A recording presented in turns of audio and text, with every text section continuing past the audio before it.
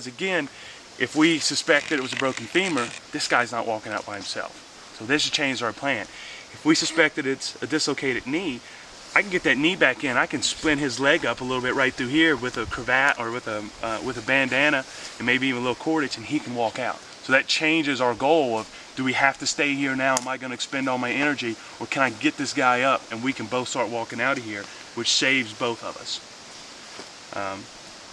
So theoretically, just pretend that my kneecap is slid over lateral. And one of the best things to do is put his other leg up next to it and compare the two. You know, hey, you ask the guy, hey man, does your knee normally look like this? I don't know what his knees normally look like. I pull his leg up. Some people's knees are all messed up, and that's the way they normally look. You want to say, hey, does your knee normally look like that? No, it's normally not, off to the side.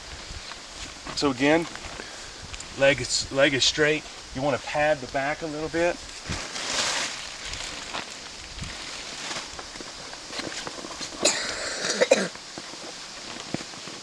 Just a hair. That's kind of the natural position, isn't the leg fully straight. So I'm gonna find a patella here. I'm gonna get my leverage points here, and you're just gonna start to work the knee up through there. You can see how his patella already floats and moves. Now, that's not gonna do anything for his ligament damage. We may get that thing back in there. He may have an ACL, MCL separation, and we're back to splinting. But a knee splint, you can walk. Yeah. Knees are normally fairly easy. I mean, if there's a little bit more difficulty, then you can actually get up under, because the patella is going to be over here, and kind of do that push, pull up and in, and it'll normally slide. Like I said, most of the time the docs will come and be like, oh, let me look at that, let me see if that's actually okay, and they do it like that. So these are kind of nice, they kind of pop right in for the most part. And then splint, check for CMS. And obviously checking CMS or PMS, you're checking that sensor again. I would already have his shoe off. Once I know he had circulation, that shoe goes back on. Again, we're trying to keep him covered up as much as we can, because, you know, no one dies from dislocated knee, they die from hypothermia. And injuries, even the smallest injuries, can complicate things tremendously. What do you want Finger dislocations? Finger dislocation. Yeah, I mean, we could do those. These are real easy. I mean, finger normally when it dislocates, what do you normally do? Oh, sorry. Grab it and pull it. Okay, so like if you fall or something like that and your finger's looking like this, you want to make sure that you don't have any fractures in the actual phalange. So basically, if his finger was aiming this way, I'm going to feel to make sure that the pain's in the joint. A lot of times the joint will be inflamed, discolored, checking for cap refill, and then basically I'll be like 1, 2, and I'll pull traction, distal traction on his finger, and that'll allow it to pop in. Nice little quick pop, and most of the time they'll pull it. Do it on 2, not 3, because everybody tightens up on 3. Exactly. Catch them when they're not paying attention. Do it on 1, because they've seen the movies when you do it on 2. So let's talk about real quick, and it's really basic, but I think that a lot of people could benefit from. A lot of the most common injuries obviously are going to be mechanical type injuries in an environment like this. So let's just talk about a guy tripped over a stump and sprained his ankle real bad to where he can't stand on it.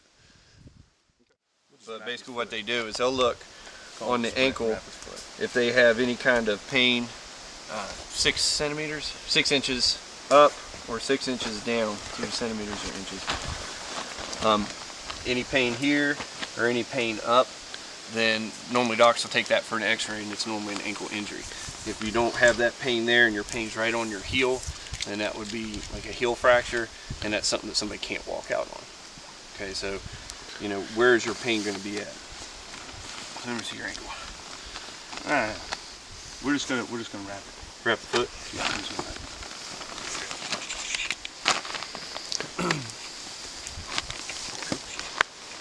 Socks are on stick. No, new socks. New socks, clean feet.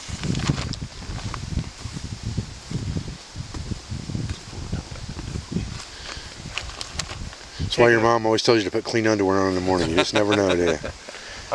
When you're taking a shoe off somebody, again, you're always self-splinting. I can get in there and grab it, and then you pull it from the heel, and every shoe comes right off. Works great on ski boots, everything else. This one I can do a quick assessment again. We're always worried about hypothermia. I don't want to leave him exposed out here without a shoe or something on him for a long time. Check for a pulse. He has a pulse. Now in this, we're just working with a simple sprain. The guy can't put any pressure on it. But what we can do is tighten that bad boy up with some tape, getting it into a natural position, getting him some crutches. It's going to slow our speed down a lot, but at least we're making positive progress towards something if we decide to load and go with him. The first thing we'll do is wrap this around the bottom of the feet. What we're looking at is we want the heel to be in a normal walking position. You want to hold on to these for me? All right, you'll pull your... So I'm taping your foot up. Really? Really? Do I have to get duct taped? Are you serious? Yeah. A little bit lower.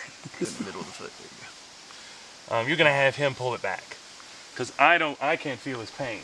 That's what I always say. Is his injury doesn't hurt me at all. Like a lot of times with ankle injuries, you'll do a stirrup. Yeah, with your tape. I'll start one. I don't think I have a lot of tape for that. So what we're trying to do is keep that foot in that natural position. Oh, I gotta start the stirrup. I'm not gonna get fully into this. You're gonna start a stirrup. So what our basic goal here. It's good tape too. Yeah, I know it's good tape too. Our basic goal here is to keep it in this position. Again, all we're doing is splitting. We're keeping him from further injuring himself. We're keeping him from doing this. You got to go above and below the joint. Right now, this is the joint we have to worry about. So we gotta. Wait, what's that? You're not my friend. I'm not gonna do a full one. So we have to stabilize here and here. We got to keep this foot from doing that. I'll do 3 of these. It's a 2-inch. We could use 2 inch. We get him pulled up.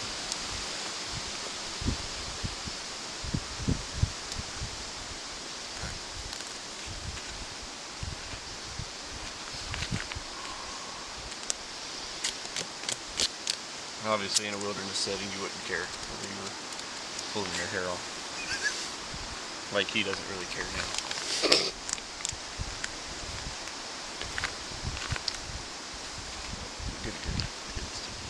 Good and sticky.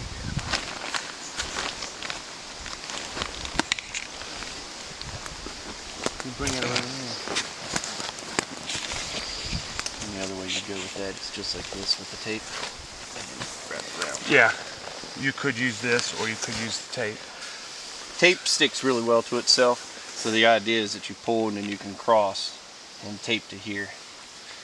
From here, and we put something underneath here because we don't want this to continue to pivot. You know what, maybe I should just do tape for you. Yeah, it's gonna hurt anyways. Is it 3? 3 and 3? 3 and 3.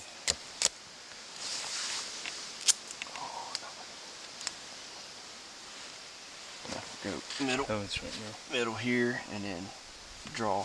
There you go.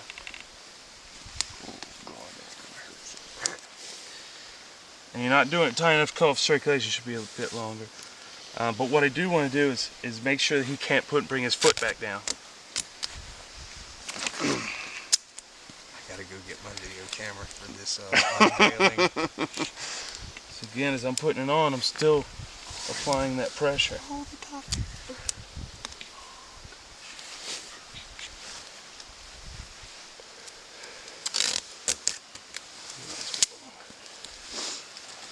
Now, can you do this with a sock on? It would be much nicer if you did it with the sock on, yes. You do it with a sock on, then you have something in between there that could rub, and also you may not get it tight enough because the foot could move inside of that sock. So no sock. What we did for football is we have like it's a pre-wrap. That's kind of like a spongy material. Really? That's good. That's good. Okay. Good example. Okay. Then you would actually And then take you come around. You take a wrap, and you come around here, and then you come back around here. You can see his foot. It's hard for me to. It's barely. I have to really kind of. He's pushing against that tape. He's not going to do that because it's going to cause him pain. If this is enough, this is when we can get down here, take PMS again. We do a little movement on him, let him push on to see if he can actually put some pressure. Same on the bottom, check his pain tolerance.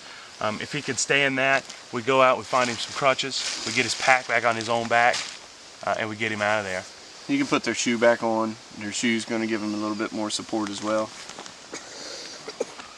I'll let you take that off. Oh,